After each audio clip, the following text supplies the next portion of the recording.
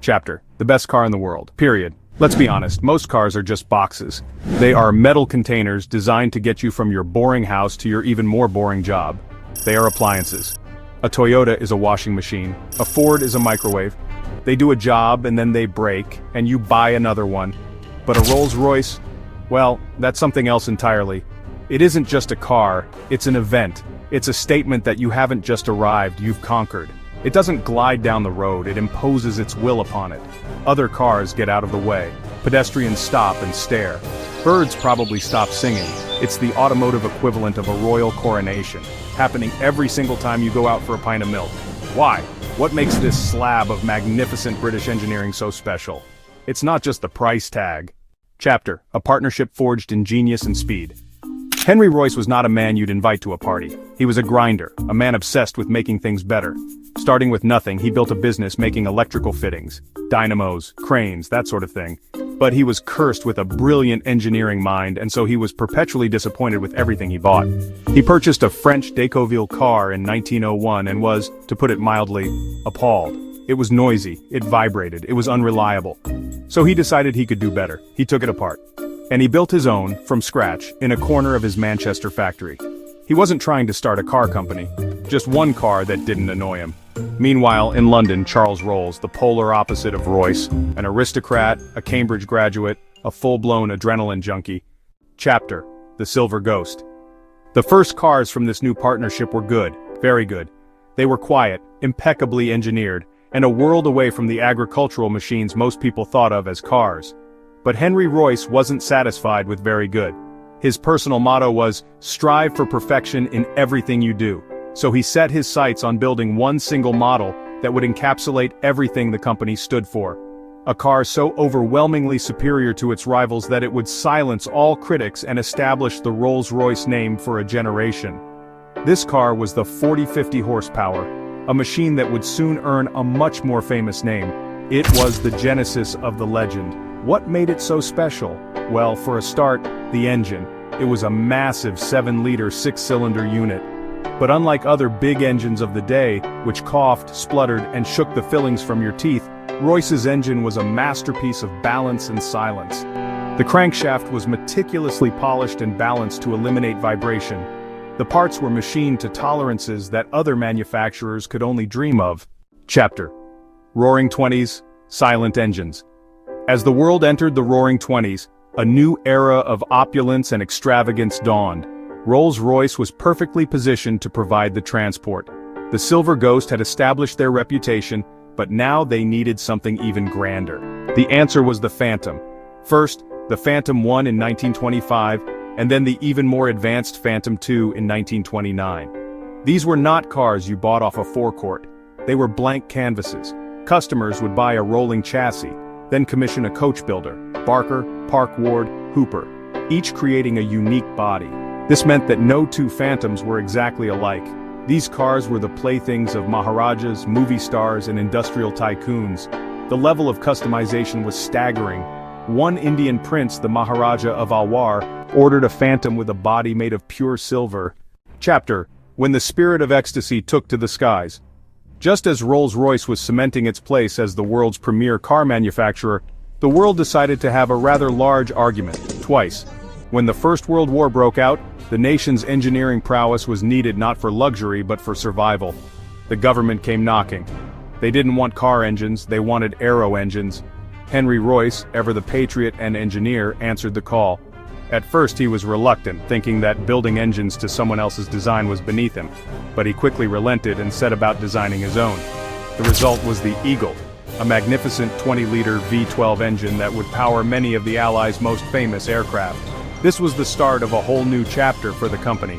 The skills honed in making silent, reliable car engines proved to be perfectly suited to the world of aviation, where reliability isn't a luxury, it's the only thing that keeps you from becoming a crater. The Eagle engine was followed by the smaller Falcon and the larger Condor. These engines were instrumental in the war effort, powering bombers and fighter planes, and establishing Rolls-Royce as a major force in the skies. It was a pivot, born of necessity, but it would come to define the company's future just as much as its cars did. People forget that the spirit of ecstasy learned to fly. Chapter: The surprising grit underneath the glamour. It's easy to think of Rolls-Royce as a company of champagne and caviar and of chauffeurs in crisp white gloves polishing chrome. And, well, while that's part of the story, it ignores the sheer bloody-minded toughness that is baked into the company's DNA. This is a company forged in the crucible of motorsport and war. Charles Rolls, remember, was a racing driver. He won the 1906 Tourist Trophy race in a Rolls-Royce Light 20. The legendary Silver Ghost's reputation was built not on a gentle drive to the opera, but on a grueling 15,000-mile reliability trial over treacherous Scottish roads. The company wasn't afraid to get its hands dirty. This grit was never more apparent than during wartime. The Merlin engine wasn't just a powerful motor, it was a workhorse that had to perform in the most extreme conditions imaginable. It had to start in the freezing cold, run at full throttle for hours, and withstand the G-forces of combat maneuvers. The company's factories, particularly the main one in Derby, became prime targets for the Luftwaffe. Visual black and white photo of factory workers, including women, assembling Merlin engines during World War II. Workers toiled under the constant threat of air raids, working around the clock to produce and repair the engines that were Britain's first line of defense. This wasn't a luxury business anymore, it was the sharp end of the industrial war machine. Chapter: From post-war grandeur to a German Renaissance. After the war, Rolls-Royce returned to making cars for the fabulously wealthy.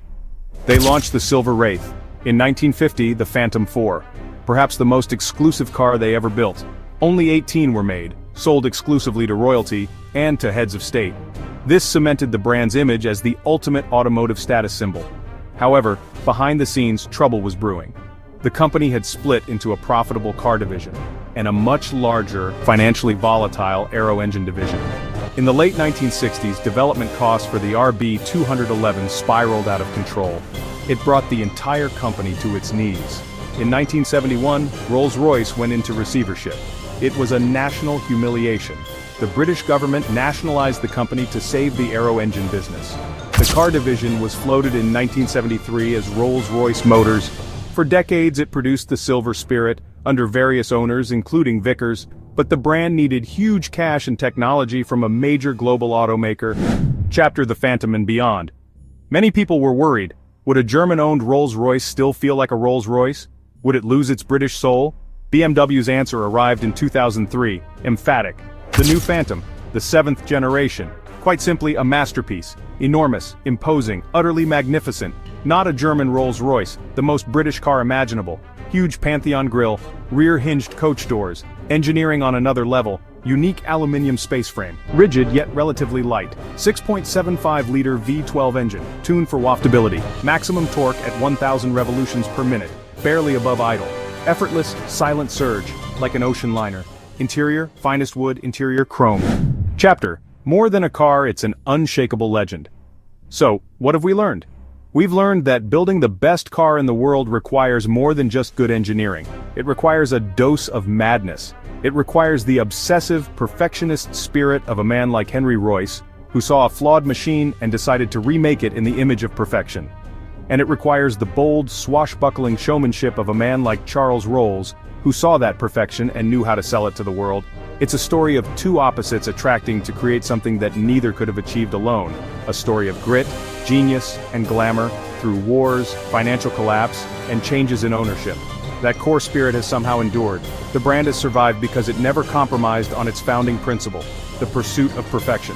When the world demanded aero engines, they built the best aero engine, the Merlin. When the post-war world demanded unparalleled luxury, they built the Phantom 4. And when the modern world demanded an SUV, it is still possible, even in our noisy, disposable world, to create something of lasting value. And on that bombshell, there's really nothing more to say.